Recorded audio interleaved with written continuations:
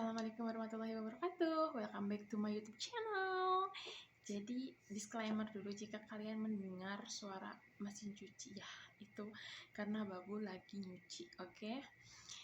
Saat ini aku mau cerita tentang 3 tata cara pembuatan susu di 3 rumah yang berbeda.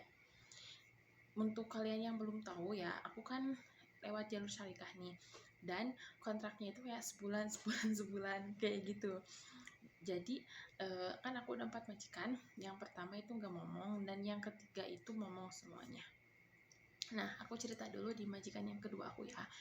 Jadi di rumah itu penyajian susunya itu susu formula, tentu saja susu formula dicampur sama serelak yang MPASI instan itu. Jadi kayak susu instan gitu loh. Jadinya anaknya itu hap, bukan hap ya, kayak diminum gitu, jadi langsung kenyang. Soalnya itu nggak cuma air kan, jadi dia lebih kental tuh. Jadi takarannya itu 3 sendok susu, 2 sendok bubur instan itu serelak ya.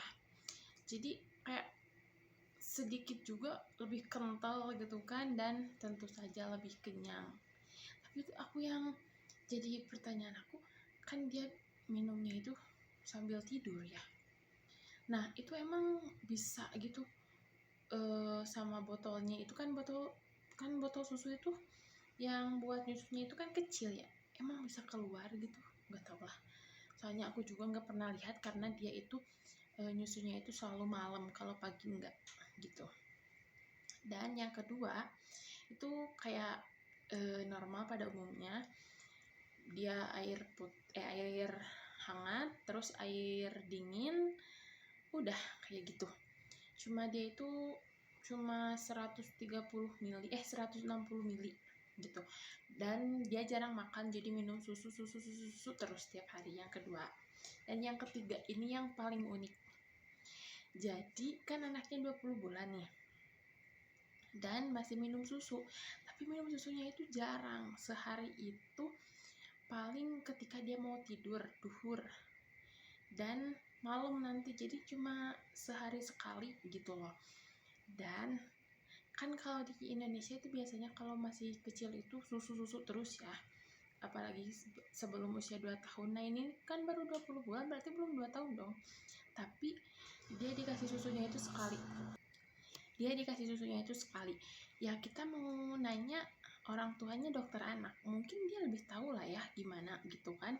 Dan ini karena mungkin yang ketiga ini adalah dokter anak, jadi penyajian susunya juga unik banget gitu. Jadinya ya, si susunya itu cuma 3 sendok makan yang kecil gitu, yang buat teh. Terus dikasih air panas nyampe 130 mili, dan udah gitu disimpan di wadah gitu ya, di wadah plastik kayak gitu. Jadi si susunya itu di tengah-tengah, sisanya itu dikasih botol yang udah ada esnya gitu loh. Jadi emang suhunya itu emang jadi cepet dingin. Cuman setiap kali aku bikin itu kayak eksperimen sains, kamu tahu, kayak hah gitu, kenapa kayak gini gitu loh.